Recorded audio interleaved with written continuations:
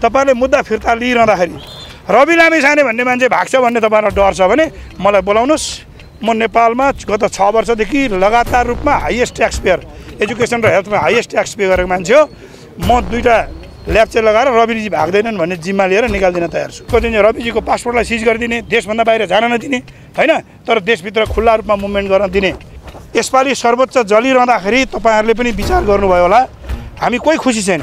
तर त्योबाट एउटा कुरा के चाहिँ बुझ्नुपर्छ भने श्रीमानहरुले पनि अहिलेसम्म त न्यायालयमा मात्र आगो लागेको छ। तर यदि न्याय सम्पादन सही ढंगले भएन, डेमोक्रेसीको 5 पिलर मध्ये एक पिलर न्यायालयप्रति पिपुलहरुको आस्था र विश्वास, जनताको धरोहर न्यायालयभित्र यदि माल प्र्याक्टिस भयो र चाहिँ आफ्नो अनुकूलतामा मुद्दाहरूलाई व्याख्या गरियो भने अहिलेसम्म न्यायालय मात्र जलेको छ। माफ पाऊ श्रीमान, भोलि न्यायालयभित्र छिरेर मान्छे जलाउने दिन आउन सक्छ। नेकपा एमालेको कार्यकर्तालाई आम छुट दिने, नेकपा माओवादीको कार्यकर्तालाई आम छुट दिने, अनि एउटा मान्छेलाई चाहिँ हुर्मत निकाल्ने खालको जुन व्यवहार गरिएको छ, यो व्यवहार आपत्तिजनक छ। चाहिँ रविजीको पासपोर्टलाई सिज गरिदिने, देशभन्दा बाहिर जान नदिने हैन, तर देशभित्र खुल्ला रूपमा मुभमेन्ट गर्न दिने एउटा यो मोडालिटी सरकारले आफै मुद्दा फिर्ता लिने। अर्को चाहिँ न्यायालयको अन्तिम फैसला आइसकेपछि फैसला आएपछि हुने गरी अहिलेलाई उहाँलाई जति उहाँलाई चाहिँ जो बिगो भनेर क्लेम गरिएको छ त्यो बिगोलाई एज अ ब्याङ्क ग्यारेन्टी लिने अथवा पैसा धरोटीकै लिने उहाँले दिन्छु भनेको छ, लिएर उहाँलाई स्वतन्त्रतापूर्वक इलेक्सनमा जान दिने। किनभने हामीले हेऱ्यौँ उहाँलाई पहिला पनि चुनाव लडाइयो, अत्याधिक मत ल्याएर उहाँले जित्नुभयो, फेरि पुनः चुनाव लड्ने स्थितिमा पुर्याइयो, फेरि जनताबाट टेस्टेड भएर उहाँले जितेर आउनुभयो। भनेपछि साथी हो, म तपाईहरुलाई विनम्रतापूर्वक यो सरकारलाई आग्रह गर्न चाहन्छु, यो हिजोको जस्तो यो सरकार हिजोको जस्तो सरकार पनि होइन। पिपुल्सको म्यान्डेट लिएर आएको, पब्लिकको मतलब सडकको सेन्टिमेन्टबाट आएको सरकार हुँदाखेरि सुशीला श्रीमान तपाईँ चाहिँ सर्वोच्च अदालतको न्यायाधीश, प्रधान न्यायाधीश भइसकेको मान्छे हुँदाखेरि अझ तपाईको परिवारको हामीले हिस्ट्री हेऱ्यौँ भने त तपाईको श्रीमान नेपाली कांग्रेसको अथवा डेमोक्रेसीको निम्ति, लोकतन्त्रको निम्ति आफ्नो जीवन नै आहुति दिनको निम्ति तयार भएको एउटा योद्धा भएको हुँदाखेरि म यहाँलाई विनम्रतापूर्वक आग्रह गर्न चाहन्छु, हिजोको गठबन्धनको सरकारले गरेको अपराधिक निर्णयहरूलाई ससम्मान तपाईहरुले अहिले फिर्ता गर्नुस्। त्यो नै नेपाली जनताको पक्षमा, तपाईहरुको पक्षमा र आम यो देशवासीको पक्षमा हुनेछ। नभएदेखि देशले अझै भाइलेन्स बिहेभ गर्न सक्छ। सरकारलाई आह्वान गर्न चाहन्छु, यस्ता खालका ओलझोल पूर्ववर्ती सरकारहरूले गरेका चाहिँ खराब कामहरू हैन, नियतवश गरिएका षड्यन्त्रमूलक यी कामहरूका पक्षमा तपाईहरु पृष्ठपोषण नगर्नुस्। चाँडोभन्दा चाँडो चाहिँ सहकारी पीडितहरूको पैसा फिर्ता हुने सुनिश्चितता सहित यो निर्णय गर्नुस् हैन। सुन्नुस् न, फेरि म तपाईलाई सोध्छु, रवि लामिछानेलाई यहाँ थुनेर सहकारीले 1 रुपैयाँ पाए? फिर्ता पाएन नि, कि त फिर्ता गराउनु पर्यो? खोइ त फिर्ता गराएको छैन नि त। भनेपछि सहकारी पीडितको पैसा फिर्ताको सुनिश्चितता 30 दिनभित्र गर्ने गरी यसको सोलुसन खोज्नुपर्छ। सुनिलजी, हाम्रो संविधानमा प्रब्लम रहेछ, त्यसकारणले म यहाँ नयाँ संविधान कस्तो बनाउने भनेर लेखिरहेको छु भनेर भन्नुभयो।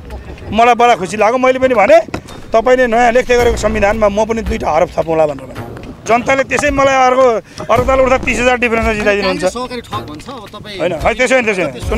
सुन्नुहोस् प्रष्ट कुरा छ, म तपाईँलाई फेरि बताइदिन्छु। म एउटा प्रतिप्रश्न सुन्न चाहन्छु। राजनीतिक दलहरूमा भएका नेताहरू जो हुनुहुन्छ नि, केही सबै होइन, फेरि हामीले सडकमा हिँड्दाखेरि यसो गर्नुपर्ने स्थिति छ है। देश लुट्ने, खोला बेच्ने, नाला बेच्ने, एयरपोर्ट क्याप्चर गर्ने, हुँदा नेपाली छोरीचेली एयरपोर्टबाट चाहिँ विदेश जानको निम्ति जानु पर्यो भने 50,000देखि 3.5 लाखसम्म पैसा चाहिँ घुस नआइकन जान नपाउने यिनले गरे होइन। अनि यी फटाले जे भन्यो त्यो हामीले मान्ने? कहाँ हुन्छ त्यस्तो? हुँदैन।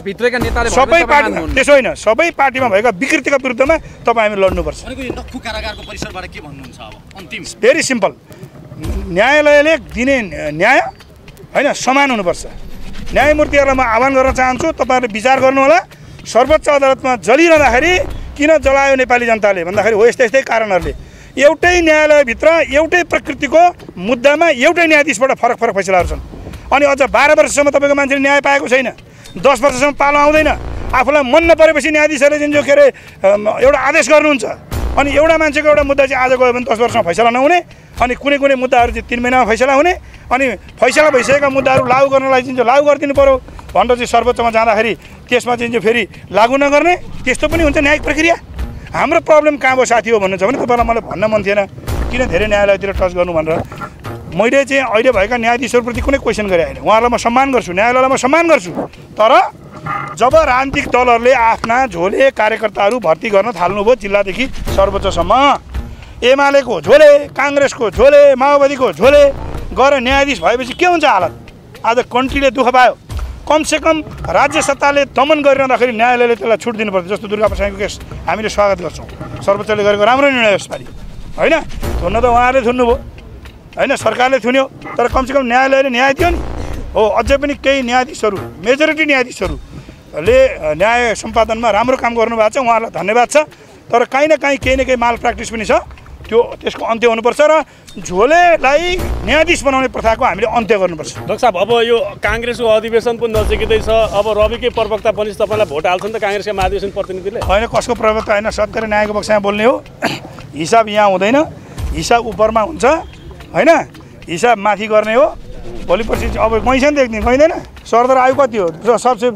सबभन्दा बढी नेपाली हामी बाँच्यौँ भने सरदरमा 80 कटुला अहिले 73 वर्ष छ अहिले होइन। अब बढेर गयो भने अर्को 10 बढ्ला 83 होला।